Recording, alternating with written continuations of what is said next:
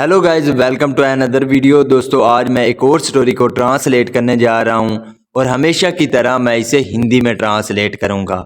इस वीडियो में आपको वर्ड बाय वर्ड मीनिंग मिलेंगे और साथ में मैं ग्रामर के पोर्शन को भी कवर करूंगा।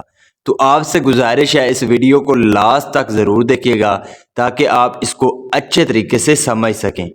तो वीडियो शुरू करते हैं। वीडियो का जो टाइटल है वो है विजडम ऑफ अ लार्क।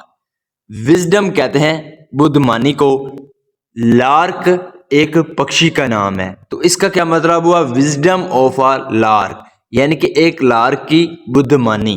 तो ये था हमारा टाइटल। इसको मजीद पढ़ते हैं। There was a family of larks which lived in a cozy nest in a field of ripe corn. There was a family, तो एक फैमिली थी ऑफ लार्क्स। लार्क यानी कि जो लार्क पक्षी थे उनका एक फैमिली थी। विच लिव्ड, जो कि रहती थी, इन अ कोजी नेस्ट। कोजी का मतलब होता है आरामदा, नेस्ट कहते हैं घोंसले को। तो आरामदा जो घोंसला था उसमें रहती थी। इन अ फील्ड, एक खेत में, ऑफ राइप कॉर्न। राइप का मतलब होता है पका हुआ। तो जो पका हुआ कॉर्न, कॉर्न कहते हैं मक्के को। तो जो पका हुआ मक्का था उसके खेत में जो लार्क्स थी उसकी फैमिली रहती थी एक आरामदा घोंसले में। दे lived happily with love and affection. They lived, वो रहते थे, यानी कि जो उसका जो परिवार था वो रहता था हैप्पीली, खुशी से, विद लव, प्यार से, एंड अफेक्शन, और अफेक्शन, अफेक्शन का मतलब होता है सने। तो इसका क्या मतलब हुआ, they lived happily with love and affection, वो खुशी से और सने से रहते थे। One fine morning the mother lark before going out to find her children's food said, यहां तक देखते हैं। वन फाइन मॉर्निंग, एक अच्छी सुबह, द मदर लार्क, जो लार्क की मदर थी, बिफोर गोइंग आउट, बिफोर का सेंस होता है पहले। तो बिफोर गोइंग आउट, बाहर जाने से पहले, to find her children's food, to find, ढूंढने के लिए, हर चिल्ड्रन फूड, अपने बच्चों का खाना। तो इसका क्या मतलब हुआ कि एक अच्छी सुबह जो लार्क की मदर थी बाहर जाने से पहले अपने बच्चों का खाना ढूंढने के लिए सेड, कहा, the farmer welcome soon to reap his corn. The farmer welcome, यानी कि जो किसान है वो आ जाएगा सून, जल्दी ही, टू रीप, काटने के लिए, हिज कॉर्न, अपने मक्के को। तो यहाँ पे विल के साथ वर्ब की फर्स्ट फॉर्म का यूज किया गया है। जब विल के साथ वर्ब की फर्स्ट फॉर्म का यूज किया जाता है तो वो फ्यूचर इंडेफिनेट का वाक्य माना जाता है। तो the farmer welcome soon to reap his corn, तो जो किसान है वो जल्दी अपने मक्के को काटने के लिए आ जाएगा। एंड इन दैट केस, और उस मामले में, we shall have to find a new home. We shall have to find, हमें ढूंढना होगा, अ न्यू होम, एक नया घर। सो इसलिए you keep your ears and eyes open today. तो इसलिए you keep your ears and eyes open, तुम अपने कान और आंखों को खुला रखना, टुडे, आज, एंड टेल मी, और मुझे बताना, व्हाट यू सी, जो तुम देखो, एंड हेयर, और सुनो, when I come home tonight, जब मैं रात को आऊं। तो इसका क्या मतलब हुआ कि उसने कहा कि तुम आज अपनी आंखों और कानों को खुले रखना और मुझे बताना जो तुम देखो और सुनो जब मैं रात को वापस आऊं। When the lark came home in the evening, she found her family very disturbed. When the lark, जब जो लार्क था, came home, come की सेकंड फॉर्म में came, तो जब वो घर वापस आया इन द इवनिंग, शाम को, शी फाउंड, उसने पाया, फाइंड की सेकंड फॉर्म है फाउंड, उसने पाया हर फैमिली, अपने परिवार को, वेरी डिस्टर्ब, यानी कि बहुत परेशान पाया। तो उसका क्या मतलब हुआ, when the lark came home in the evening she found her family very disturb, जब लार्क शाम को घर वापस आया तो उसने अपनी परिवार को परेशान पाया। ओ मदर दे क्राइड, क्राई का मतलब होता है चिल्लाना या रोना, तो वो चिल्लाए। We shall have to leave this place as soon as possible, we shall have to leave, हमें छोड़ना होगा, दिस प्लेस, इस जगह को, एज सुन एज पॉसिबल, जितना जल्दी मुमकिन हो सके, यानी कि जितना जल्दी मुमकिन हो सके हमें इस जगह को छोड़ना होगा। The farmer came with his sons to make a survey of the field, the farmer जो किसान था, केम वो आया था, विद हिज सन अपने बच्चों के साथ, to make a survey of the field, यानी कि ये जो खेत है इसका सर्वे करने के लिए जो किसान था वो अपने बच्चों के साथ आया। यहाँ पे जो बच्चे थे वो अपनी मदर लार्क को जो उन्होंने देखा और सुना वो सब बता रहे हैं, जैसा कि आप इस चित्र में देख सकते हैं। He said to his son, उसने अपने बच्चों से कहा, the corn is ready for cutting, कि जो मक्का है इज रेडी, वो तैयार है, फॉर कटिंग, काटे जाने के लिए, यानी कि जो मक्का है वो काटे जाने के लिए तैयार है। We shall have to call over all over neighbours to reap it tomorrow, we shall have to call, हमें बुलाना होगा, ऑल ओवर नेबर्स, अपने सारे पड़ोसियों को, टू रीप इट, इसको काटने के लिए, टुमारो, कल, यानी कि we shall have to call over neighbours to reap it tomorrow, हमें अपने सारे पड़ोसियों को इसको काटने के लिए कल बुलाना होगा। The mother lark gave a patient hearing to her children and said with a smile, there is no danger yet, the mother lark, जो मदर लार्क थी उसने क्या किया, गेव अ पेशेंट, उसने सबर दिया, पेशेंट का मतलब होता है सबर, तो उसने सबर दिया, हेयरिंग टू हर चिल्ड्रन, अपने बच्चों को सुनते हुए, and said with the smile, और मुस्कुराते हुए कहा, there is no danger yet, yet का मतलब होता है अब भी, तो अब भी कोई खतरा नहीं है, डेंजर का मतलब होता है खतरा। Be on your alert tomorrow also, alert का मतलब होता है चौकन्ना रहना, तो be on your alert tomorrow also, कल भी तुम चौकन्ना रहना।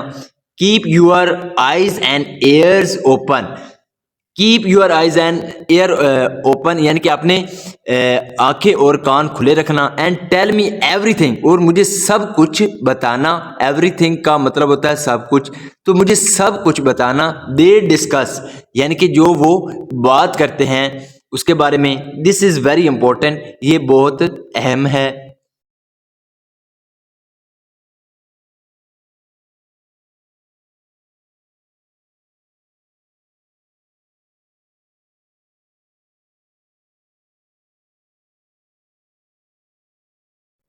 नेक्स्ट डे, अगले दिन, इन द इवनिंग, शाम को, व्हेन द लार्क रिटर्न्ड, जब लार्क वापस लौटा, she found the little larks frightened, she found, उसने पाया, द लिटिल लार्क्स, यानी कि जो छोटे लार्क थे उनको पाया, फ्राइटेंड यानी कि डरा हुआ पाया। We must leave this place by tomorrow at any cost, they cried, we must leave, हमें जरूर छोड़ना होगा, दिस प्लेस, इस जगह को, बाय टुमारो, कल तक, एट एनी कॉस्ट, किसी भी कीमत पर, यानी कि किसी भी कीमत पर हमको कल इस जगह को छोड़ना होगा। दे क्राइड, वो चिल्लाए। The farmer had come here again and said, जो किसान था, हैड कम हेयर अगेन, वो यहाँ दोबारा आया था, एंड सेड, और कहा था। यहाँ पे हैड के साथ वर्ब की थर्ड फॉर्म का यूज किया गया है। जब हैड के साथ वर्ब की थर्ड फॉर्म का यूज किया जाता है तो वो पास्ट परफेक्ट टेंस का वाक्य माना जाता है। तो किसान यहाँ आया था दोबारा और कहा था, this corn needs to be cut at once, at once का मतलब होता है तुरंत। तो दिस कॉर्न यानी कि इस मक्के को needs to be cut at once, इस मक्के को तुरंत काटे जाने की जरूरत है। If your neighbours don't come, अगर तुम्हारे पड़ोसी डोंट कम नहीं आते, we will call over relatives, तो हम अपने रिश्तेदारों को बुला लेंगे। रिलेटिव का मतलब होता है रिश्तेदार, तो हम अपने रिश्तेदारों को बुला लेंगे। Go and tell your uncles and cousin that we need their help to reap the corn tomorrow. Go जाओ, एंड टेल यूर अंकल्स और अपने अंकल को बताओ, एंड कजन्स और कजन को, डैड के, वी नीड हमें जरूरत है, देयर हेल्प उनकी मदद की, टू रीप काटने के लिए, द कॉर्न टुमारो मक्के को कल। यानी कि जाओ और अपने अंकल और कजन को बताओ कि हमें फसल यानी कि जो मक्का है उसको कल काटने के लिए उनकी मदद की जरूरत है। The mother lark smiled once again and said, जो मदर लार्क थी स्माइल्ड वंस अगेन, वो एक बार फिर मुस्कुराई, एंड सेड और कहा, डोंट वरी परेशान मत हो, माई लिटिल हार्ट्स मेरे प्यारे बच्चों, the relatives of the farmer have their own crops to reap. The relative of the farmer, जो किसान के रिश्तेदार हैं, हैव देयर ओन क्रॉप्स उनकी अपनी फसलें हैं, टू रीप काटने के लिए, they will give priority to their own work. They will give वो देंगे, यहाँ पे भी फ्यूचर इंडेफिनेट का यूज किया गया है, विल के साथ वर्ब की फर्स्ट फॉर्म है। तो दे विल गिव प्रायोरिटी, प्रायोरिटी का मतलब होता है प्राथमिकता, तो वो अपने काम को, टू देयर ओन वर्क यानी कि अपने काम को वो क्या देंगे, प्रायोरिटी देंगे। बट लेकिन we shouldn't become carefree, we shouldn't become carefree, carefree का मतलब होता है लापरवाह, तो हमें लापरवाह नहीं बनना चाहिए। Listen to their conversation tomorrow also, listen सुनना, टू देयर कन्वर्सेशन उनकी बातचीत को, टुमारो आल्सो यानी कि कल भी उनकी बातचीत को सुनना, and let me know everything और मुझे सब कुछ जानने देना या मुझे सब कुछ बताना। नेक्स्ट डे अगेन, अगले दिन दोबारा, शी वेंट आउट वो बाहर गई। When she return in the evening the baby larks cried. When she return जब वो वापस लौटी, इन द इवनिंग शाम को, द बेबी लार्क्स क्राइड जो बेबी लार्क से वो चिल्लाए। Oh mother, the farmer said today यानी कि जो किसान है, सेड टुडे उसने आज कहा है, डैड सिंस जो कि हिज नेबर उसके जो पड़ोसी हैं, एंड रिलेटिव्स और रिश्तेदार हैं, वर बिजी वो बिजी थे, मसरूफ थे, इन देयर फील्ड्स अपने खेतों में, he himself would come tomorrow to reap the field, he himself would come वो खुद से आएगा, टुमारो कल, टू रीप काटने के लिए, द फील्ड खेत को। तो इसका क्या मतलब हुआ कि जो लार्क थे उन्होंने बताया, माँ, the farmer said today that यानी कि जो किसान है उसने आज कहा है, since his neighbours and relative were busy in their field चूँकि उसके जो पड़ोसी और रिश्तेदार हैं वो अपने खेतों में मसरूफ़ हैं, he himself would come tomorrow to reap the field वो कल खुद आएगा फसल को काटने के लिए। सो इसलिए नाउ अब देयर इज़ नो पॉइंट कोई यानी कि वजह नहीं है, इन स्टेइंग हियर एनी मोर यानी कि यहाँ रुकने की अब कोई वजह नहीं है। इन डैट केस उस मामले में, सेड द मदर लार्क जो मदर लार्क थी उसने कहा, we have to be quick हमें जल्दी करना होगा। Let us leave this place without any delay, let us leave चलो छोड़ते हैं, दिस प्लेस इस जगह को, विदाउट एनी डिले, डिले का मतलब होता है देरी, तो बिना देरी के इस जगह को छोड़ते हैं। आई एम सेइंग दिस मैं ये कह रही हूँ, बिकॉज क्योंकि, आई नो मैं जानती हूँ, if someone depends on others to do his work, if someone अगर कोई, डिपेंड्स डिपेंड का मतलब होता है निर्भर होना, अगर कोई निर्भर होता है ऑन अदर्स दूसरों पर, टू डू हिज वर्क यानी कि अगर कोई अपना काम दूसरों से करवाने पर निर्भर होता है, it will never be done तो ये नहीं होगा। बट लेकिन once he takes up his work, अगर एक बार he takes up his work, वो अपना काम ले लेता है इन हिज ओन हैंड्स, अपने हाथों में, यानी कि अगर वो काम को अपने हाथों में ले लेता है, एंड इज डिटरमन, और इरादा कर लेता है, डिटरमन का मतलब होता है अटल कर लेना या इरादा कर लेना, और इरादा कर लेता है to do itself himself, उसको खुद से करने का, there is no power on the earth, तो कोई भी ताकत नहीं है ऑन द अर्थ, इस जमीन पर, डेट कैन स्टॉप हिम, जो उसे रोक सके, फ्रॉम डूइंग इट, उसको करने से। तो इसका क्या मतलब हुआ कि जो वो मदर लार्क थी उसने कहा कि मैं ये कह रही हूँ, यहां से देखिएगा आई एम सेइंग से, तो आई एम सेइंग दिस, मैं ये कह रही हूँ क्योंकि बिकॉज आई नो, मैं जानती हूँ, if someone depends on other to do his work it will never be done, अगर कोई कोई शख्स भी अपना काम जो है वो दूसरों पर निर्भर करता है तो ये कभी नहीं होगा, बट लेकिन once he takes up his own work in his own hands and is determined to do himself, there is no power on the earth that can stop him from doing so, अगर कोई अपना काम अपने हाथों में ले लेता है और उसे खुद से करने का जो है इरादा कर लेता है, तो इस धरती पर कोई पावर नहीं है जो उसे ऐसा करने से रोक सके। इसलिए नाउ, अब this is the right time, ये सही समय है, अच्छा समय है, when we must leave this place, जब हमको इस जगह को अवश्य ही छोड़ देना चाहिए।